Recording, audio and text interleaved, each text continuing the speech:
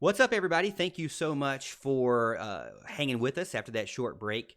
Let's jump over to our Week 7 picks against the spread. And as you know, we start with the ACC. We work our way through the ACC games of the week, and then we go into our top 25 versus top 25, or ranked versus ranked games of the week. First game up, Syracuse goes to North Carolina State. This is actually a Thursday night game. And North Yeah, it Carolina, is. I was wondering why we didn't have it on our pick'em. I looked at it, I was like, right. why is this game not on our pick'em? I was like, oh, it's a Thursday night game. As far as Syracuse and NC State goes, Syracuse really struggled out of the gate this year. It's gotten this offense going a little bit lately, albeit against really bad teams. I just think they can kind of put up enough points to get this win on the road, or heck, at least keep it close. Give me Syracuse plus 4.5. Okay, yeah, we didn't say the spread before, so Yep. 4.5 is what we got on the board right now. NC State's giving 4.5. I believe that North Carolina State has dominated this series really against Syracuse. They've won 10 of the last 12, including 5 of the last 6 at home. They have a redshirt quarterback in Bailey Hockman, who's going to get the start after a pair of strong performances. Syracuse has won 2 in a row, but not really against that good of opponents. I guess you could say Western Michigan. And then a 39-point or 38-point blowout against Holy Cross. The Orange are looking to get back-to-back winning seasons for the first time since 2012, 2013, and they're currently 21-21 under Dino Babers. Even though I feel like he's a good coach, it's not really the best record in the world. But I don't know how I feel about Tommy DeVito. He actually suffered an upper body injury during the Holy Cross game, but they're saying that he's okay. I don't know, man. I'm going to say give me NC State in this one. All right, we've got to dive into this next one a little bit because this is one of the most baffling lines I think I've ever seen. Number 20, Virginia at Miami. That's this Friday night. Miami, what I've got, -2. Okay, I was about to say I had 2.5 earlier today, so let's say -2. This is just one you can't explain to me. I don't know of any football reason whatsoever that Virginia should be the underdog here. Miami just lost to Virginia Tech, and Virginia Tech is a terrible team. Virginia's actually been pretty solid all year from what I can tell. Obviously they had to slip up at Notre Dame, but they didn't play horrible in that game. And that's a tough one as well. It's a game you look and think, this is easy money. If you're a gambler of any kind, but Vegas knows something. All right, they know something here, but your brain simply won't let you pick Miami. This is just like the Auburn-Florida game for me last week. So give me the Cavaliers +2 here.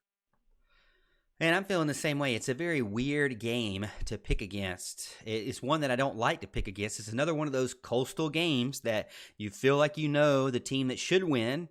And before you know it, 15 turnovers later, the team that you thought were going to win or was going to lose actually wins the game. Right. I think it's because Miami's at home. So I think they give them a little bit there, right? I think also because Nosey Perry came out and played a solid game, like we said, over 400 yards passing, and did really well against Virginia Tech and brought them back to within winning the game, but then they couldn't put it away. Yeah. If he's the quarterback again, you got to think that they might be on to something now with their backup quarterback. Yet another – man, this will be the third Florida team that ends up finding some success with their backup quarterback while their other quarterback is not doing so well. Florida felt the same way. Florida State had the same issues, and now it looks like Miami's getting into it as well. But the problem is Virginia had the week off, and so they're rested up. They're coming off a closer game. I think it was a little bit above the spread, unfortunately, but Notre Dame beat them 35-20 at Notre Dame for their first loss of the season. So Virginia is 4-1, 0-2 in the ACC, and Miami is 2-3 on the year. Like you said, couldn't end up beating Virginia Tech. I just don't see how, if you can't close the deal against Virginia Tech, how are you all of a sudden now the favorite against Virginia? There's not been any major injuries that I have heard of. I don't know if you've heard of any, but so what I'm saying is John Haidt said the same thing. Give me Virginia plus, I'll take it. Yeah, absolutely. Take it and run with it every single time. The next game up I have on my list at least is Georgia Tech at Duke, and I had a spread at 17.5 points. Is that what you have? I got the same thing. Okay. This is kind of a pretty short and sweet description for me. Duke is, at home. They're going to redeem themselves after they ruined my pick last week and let Pittsburgh upset them. And they're going to kind of take it to an awful Georgia Tech team. I'm going to take Duke -17.5. we're kind of on the same page here, but like I said, who knows what's going to happen with the Coastal Division. You got to think that against a Georgia Tech team that just can't figure it out, somehow put up 22 points against North Carolina. I have no idea how they did that. But can Quentin Harris beat Georgia Tech by 3 scores? I think he can. I mean, Georgia Tech can't stop the run. Harris can do it all. He can pass and run the ball.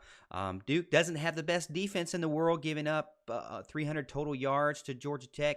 Here's my thing. What I mean to say is, even if they do give up 300 total yards to Georgia Tech, I still think that they can win by at least 2 scores. Give me Duke as well, minus the 17.5. Next one up is Rhode Island at Virginia Tech. I believe this is off. The spread is turned off on this one. I'm going to go with Virginia Tech on this. I don't know much about Rhode Island, but I really don't look into these ones that with the spread is off. We're just picking the ACC teams. What did you think? Yeah, unfortunately, I'm going to have to pick Virginia Tech as well. Here's another tough one, or at least I think is a little bit tough. Louisville at number 19, Wake Forest. Wake Forest, man, is undefeated. Wake is the favorite, giving 6.5 points as last time I checked. Yeah, I have the same thing. You know, both of these teams' last games ended with a win in Chestnut Hill against BC. You know, Wake is coming off a bye week. They're going to get it done at home this week. I'm going to take Wake minus the 6.5. I'm surprised it's such a powerful offense that Wake has, putting up 500-plus yards per game, and the fact that Newman looks really good, Sage Surratt looks really good. Louisville ends up struggling towards the end of the game. Now, I feel like Louisville and Wake Forest probably go back and forth. But until you get the third quarter, fourth quarter, I think that's when Wake Forest keeps going and Louisville kind of falls off. Yeah. And I'm just kind of surprised. That's just a touchdown right there, 6.5. So I'll take Wake Forest as well. That's the end of our ACC matchup. All right, so here's our ranked versus ranked matchups. The first one is, man, that big-time matchup in the middle of the United States, right there in the big heart of Texas, Cotton Bowl. Number 6, Oklahoma at number 11. Texas really it's at the Cotton Bowl. They're not at, right? Oklahoma, right, as what I looked, was minus 10.5. What you got? Yeah, that's what I have too. You know, Oklahoma still hasn't really played anybody with a pulse as far as I'm concerned. You know, I think there's an opportunity for the Longhorns to kind of knock them out of perfection this week. You know, I'm going to put Oklahoma actually on upset alert for this game, which means I'm definitely taking Texas plus the 10.5 points here. It was kind of a shootout there against LSU, and I think it's going to be another shootout against Oklahoma. It's going to be whose defense will hold up the best, and I will also say it's going to be whose quarterback has the most success. To me, I have to go with Jalen Hurts on this one, man. I feel like that Hurts is that kind of guy that can take over this game with his legs, and he's been looking really good so far. So I feel like that Oklahoma has this one in the bag, really, to be honest with you. I think I'm going to take Oklahoma minus the 10.5. The next big game we have is Alabama, number 1. Hard to say number 1 there because we know. But number 1, Alabama at number 24, Texas A&M. Texas A&M just barely hanging on to a ranked spot. A lot of people thought that they should have fallen out by now. But Alabama is minus 16.5 last time I checked. What do you got? Well, they have to have at least 8 losses before an SEC team falls out of the polls. So I'm not surprised they're still in there. You know, I want to believe the Aggies can give the Tide a game here. I really do. It makes Clemson, you know, win over them look even better if they do, because the Tide is, or the Aggies have not really been holding up there into the bargain. But based on what I've seen, I just simply can't believe the Aggies can give them a game. You know, the Tide rolls here and wins big. Give me Alabama minus 16.5.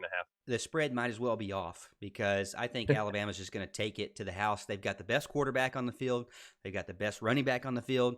They've got, 15 of the best wide receivers on the field with Smith, Judy, Ruggs, Waddle, all going to have good games. And I think, in my opinion, I think that, and if you look at Tua, I mean, gosh, 113 for 148 with over 1,700 yards passing and 23 touchdowns. What a season so far for Tua.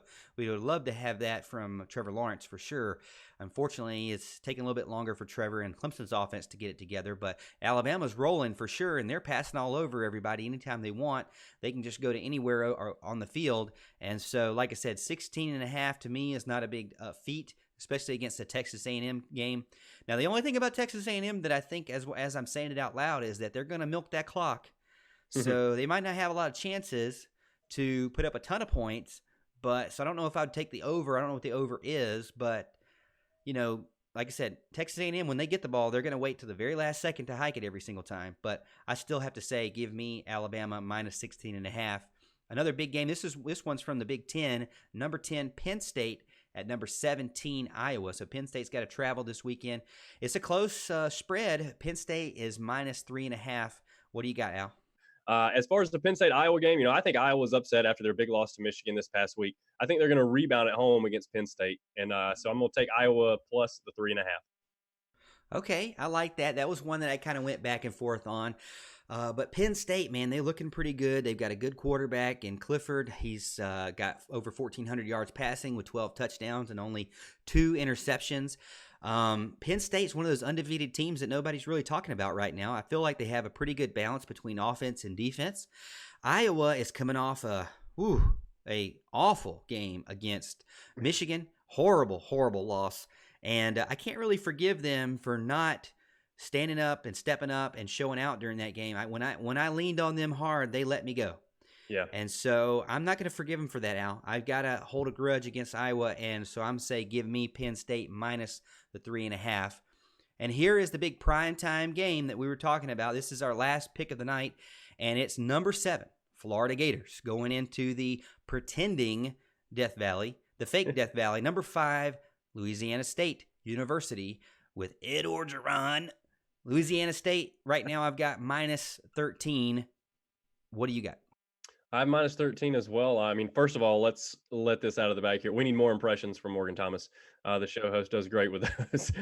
This is the game where Florida gets exposed for what they are, a fraud.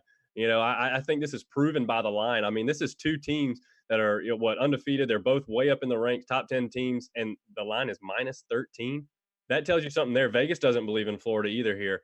So I agree with Vegas. I think the line is it's 2 touchdowns for a reason here. They know it. They know the Death Valley, the fake Death Valley is going to be rocking. And I, like I said, Vegas knows. So give me LSU minus 13. Ooh, Al. Not so fast. Not so fast. Not so fast. That's as good as I can do with Ed Orgeron there. I might have blown out your speakers if you're listening to this on the radio right now. I'm sorry. But, Florida, here's the thing. Florida only needed to really, to me, you get 2 cross-divisional or games to play, right? Florida had LSU and Auburn. They took Auburn. They beat them. They already did their business. They already did what they had to do and split the one game of 2. And so I really don't feel like the Gators have to prove as much this game. Now, LSU is one of those teams that, minus the Texas game, they've got to start to show that they can hold up against a really good defense. I'm already telling you, I feel like that Florida has an elite defense. They're not pretenders on the defensive side of the ball. They can get back, they can sack you like crazy, and they can stop the run like crazy. And, Florida or LSU is their strength is the passing game. And Joe Burrow is doing really well right now. Some questions coming out of Florida for sure, though. Is Kyle Trask okay? He got his knee bent backwards after that, and that's their starting quarterback. He came back after getting hit, but it looked very limited when you saw him try to run around. Even they still had him running around, Al, and it was kind of awkward with that knee brace going on. So I was worried about that. I'm concerned about Kyle Trask and how good he's going to be, but his arm's still good. Florida's defense is good, but LSU has 8 wide receivers with over 13 yards per catch average right now. So I look for LSU to try to throw the ball all over the place, but Florida's defense is really good. This is going to be a defensive game, I feel like. Can LSU handle Florida's defense better than Auburn did? I think that LSU is going to win, but for 13 points against a team that I feel like has got the momentum and just won a big game that they didn't really, most people felt like they couldn't win or weren't going to win. A lot of people told me, oh, you got to pick Auburn because it's going to be easy money. And I said, no way, I'm picking Florida in this game. And I'm going to pick Florida again this one. This is my big upset. Well, really, I'm not saying I'm upset in the sense of a spread. I think Florida plus 13 will win, but I think LSU is probably going to win by maybe 1 touchdown. So that's my prediction there for the LSU-Florida game. I hope you enjoyed our picks against the spread for week 7. We're going to take a quick break. Stay with us. When we get back, we'll go over our preview and prediction for this weekend's big game between the Clemson Tigers and the Florida State Seminoles. Remember to check us out, The Morgan Thomas Show with Big Al on Facebook, YouTube, and The Roar. We'll be right back after this.